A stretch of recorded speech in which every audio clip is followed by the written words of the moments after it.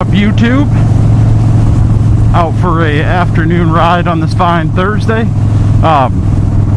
Heading to the local dealership for a new owner's reception. So it's basically for anybody that's bought a bike so far in the season. I don't know what it is. I don't know anybody that's attended one. I'm assuming since it's like around dinner time, there's probably gonna be some kind of food, snacky food or something. But I don't know, what the hell else they do there. But the lack of information really made me want to check it out even more. So I'm gonna head up there, check that thing out.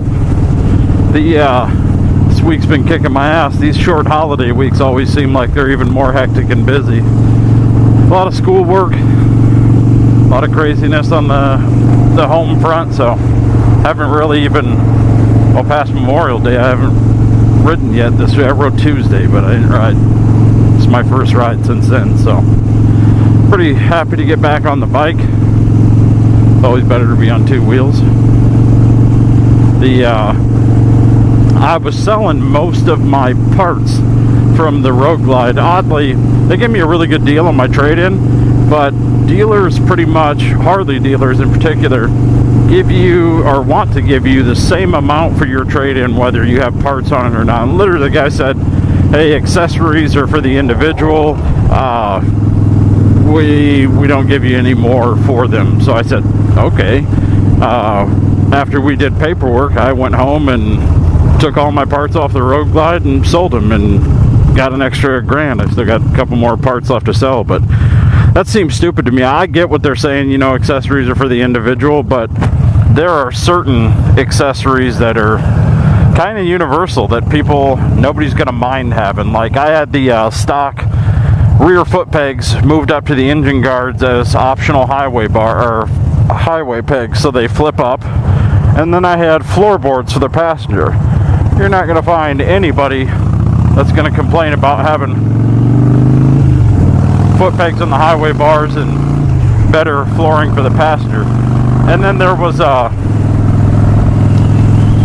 also slip-ons, which a lot of people may want to move to a full exhaust, but really to get it stock out of the box until you figure out what exhaust you want, having a little deeper rumble, I don't know anybody complain about that. I had a windshield. The stock Road Glide windshields are shit. It's like having no windshield at all. I'm about 6'2", but anybody over like 5'6" with that thing is going to get crazy buffeting around the top of your head and around your ears. It's way worse than riding just a naked bike with no windshield. Like it's almost like when you're riding a motorcycle naked behind a semi, but more focused on your head. It's like a really intense rippling effect. It'll give you a splitting headache. So I had that, the slip-ons, the pegs. I had a touring seat, which that I get because the stock seat looks a lot better. But if you're riding two up, you're not gonna want the stock seat. It's horrible for a passenger. It's tapered and sloped down towards the back of the bike, which is asinine to me. It does look a lot cooler. It's more tapered to the fender, but really if you got a passenger on a motorcycle, you're going to give them a seat that's slick and slides towards the back. Doesn't sound like a very good combination to me. So, but regardless, they didn't want to do any extra money for anything else. So I went and took all my stuff off and been kind of piecemealing it out between a couple Facebook groups, the Facebook Marketplace, and I sold about $350 worth on Craigslist. So got even more of my money back, so made the trade an even better deal. About the only thing, I think if I did the same thing, if I traded this one in the future, I'd probably still take everything off and sell it if they're not going to give me more for it, with the exception of probably these bars I would leave on there. And simply because, like the stock bars, I still own them, but the stock grips are impossible to get off. And really, most grips are, once you put them on, the left grip, I should say. The right grip's inside of your throttle grip's inside of a plastic sleeve, so that's easy to pop on and off. But your left grip is like crazy stuck on there. So even if you do put on the stock bars, you're gonna have to go buy another set of grips, yada yada. I'd probably just leave these intact, but I'd pull the rest of my shit off of there. So I had all that stuff boxed up, and I got it in a box marked Street Bob back to stock. So and I may leave forward controls on, because I don't know if I want to dick with changing out, you know, all the connections inside of the primary and all that. Because you pretty much essentially got to do a primary oil change to do it. You drain the primary to shorten the shift linkages and all that jazz for the forward controls. So, but yeah, that is the worst possible pinstriping I have ever seen on a truck. Do you guys see that? It's like a fucking carnival truck or something. So I'm heading the right way with traffic. Fortunately, I'm going towards Raleigh, and what you don't want to be doing is going away from Raleigh at this hour. As you can see, there's cars backed up here forever. And this actually looks fairly mild, like the glut of it's already gotten through. But this road sometimes will back up like literally 3-4 miles, bumper to bumper. You move forward 100 feet at a time.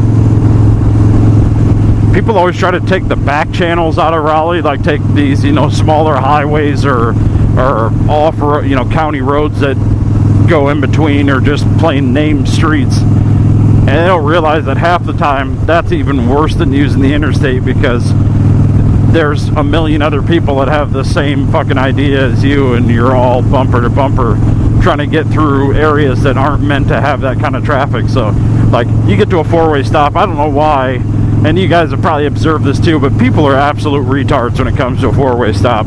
I've never understood how complicated it is to understand the concept that whoever stops first goes first. And people, like, I don't know if they're paranoid of getting into an accident or what the reasoning for it is, but people are just super fucking paranoid about those things.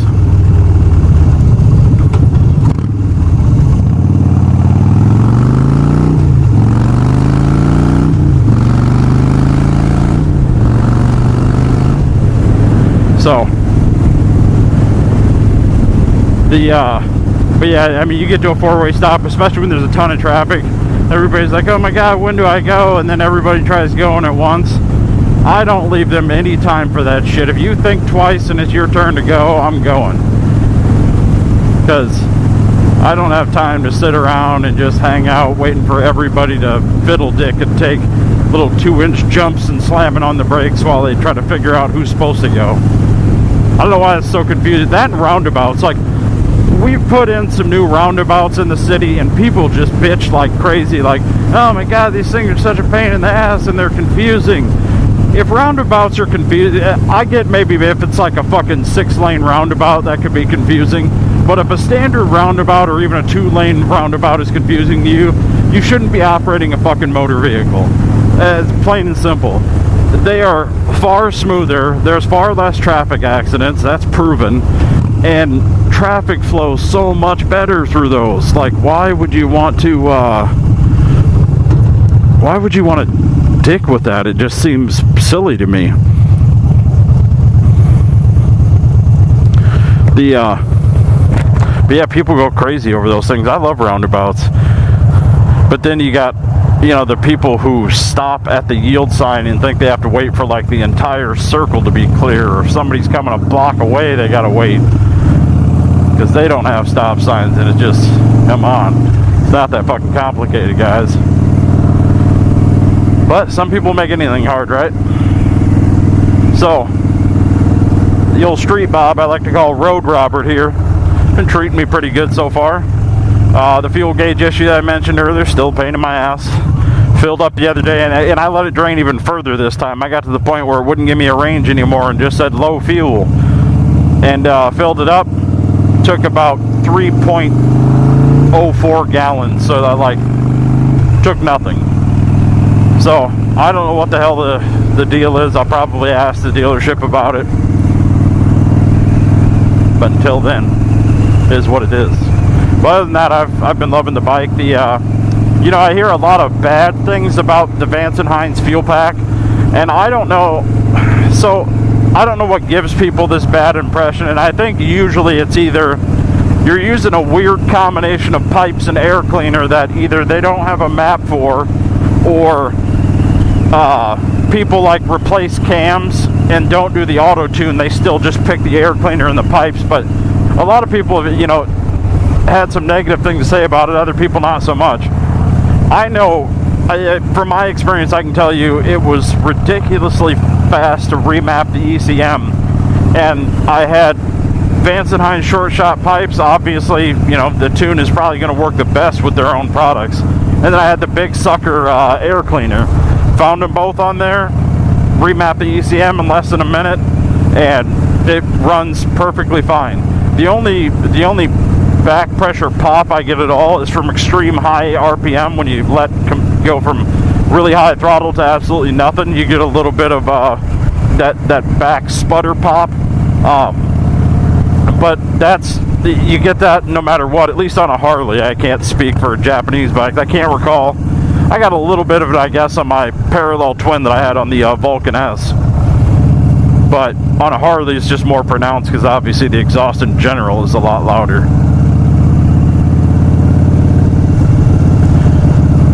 Down here, especially early or late spring, early summer, there's always a shitload of people selling berries, stuff like that. I didn't know why, but it sounds like they've got like 2 harvest seasons down here.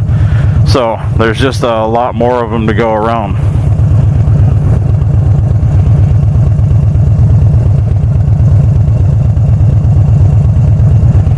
Another thing you probably notice when I'm driving around talking to you guys is that per capita, there's probably, we talked about before, I'm not from here. I was talking to somebody at work about why there's so many damn mopeds, and I asked because it's not because there are a lot of kids on mopeds, because I see a lot of grown-ass men on mopeds, like, you know, 40-year-olds, 50-year-olds, all kinds of ages. Not like your 70-year-old man on the scooter. I've seen those all the time in the Midwest.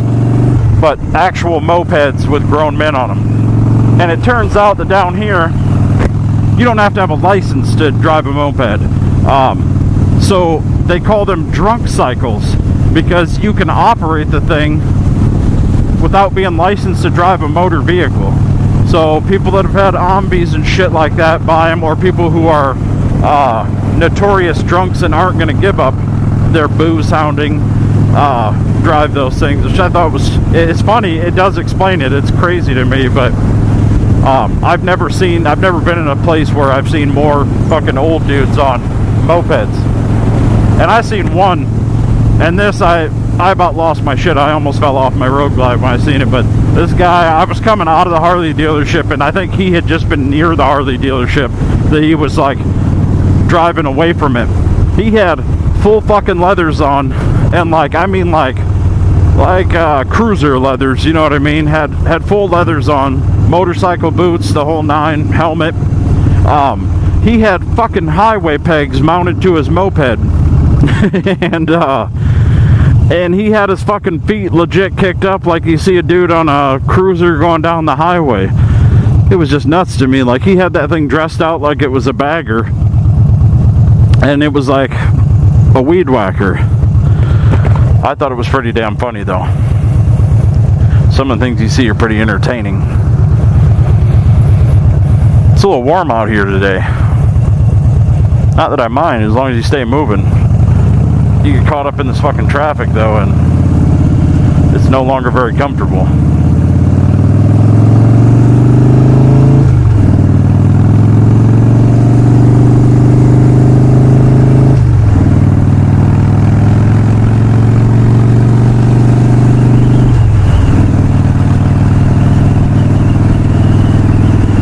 I'm gonna leave my visor up. Sorry for the added wind noise, but I'm a little steamy right now.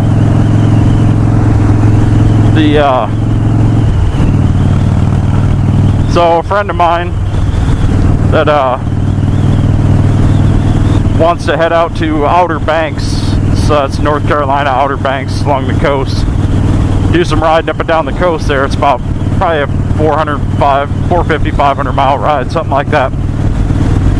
And he's got some business to take care of down there, so I might entertain that, shoot some video along the way, but I'm definitely gonna have to get some extra batteries for then, maybe another SD card. And then I gotta hit, I was planning on doing it over Father's Day weekend. My wife was actually really cool, was like, hey, Father's Day, I'll take the kids, I want you to go ride west and do the Tail of the Dragon, like spend the weekend out there. And I'm like, holy shit, you're the coolest wife ever. But plans have kind of changed there, not her fault. I'm gonna end up flying back home for a short period and then coming back here during that week. So I won't be doing that, but I'm hoping to nail that down. If I don't get out there by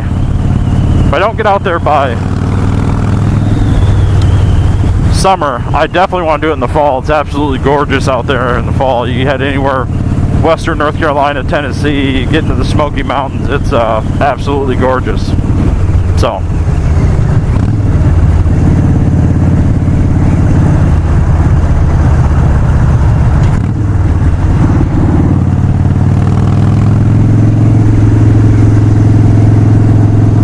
traffic's getting a lot thicker up here. The only thing I'm worried about is turning into the dealership.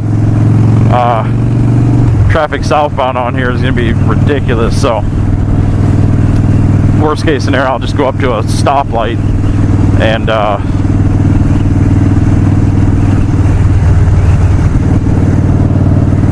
make a U-turn, come back around. Whatever it takes, man. So we get to this reception thing. I'll probably do a little bit of filming, at least in the parking lot, see what's going on outside. I'm sure they'll have some outdoor stuff given the weather, and just given the capacity of the dealership. I don't know how many new motorcycles they've sold. I'm sure it's quite a few. It's a pretty popular dealership, but you never know how many people are actually going to show up to these things. It's kind of an odd thing, during the week it may put off a lot of people, because if you're one of these cagers commuting back and forth, it's a real pain in the balls to in the middle of your commute stop in the city.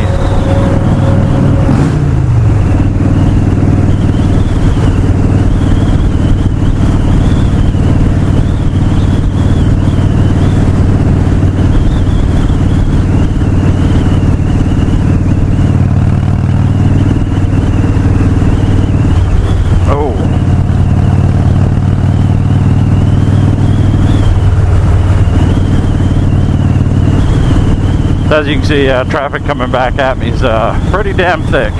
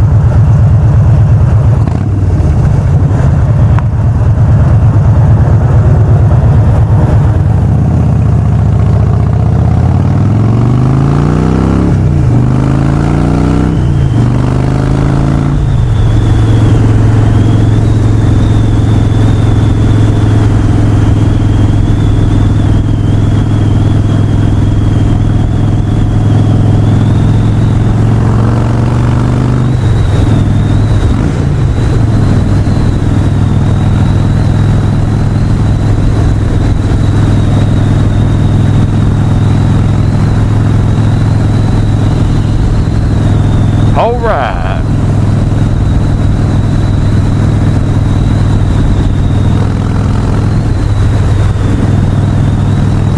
Fuck. Yeah, turning I think it's going to be a bitch up here.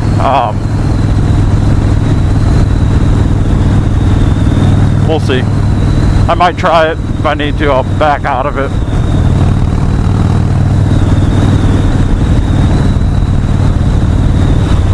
what happens.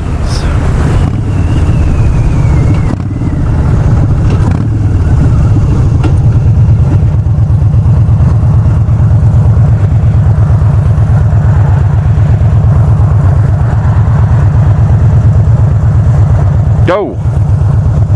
God damn, man. Alright, you ain't gonna fucking go, I'm going.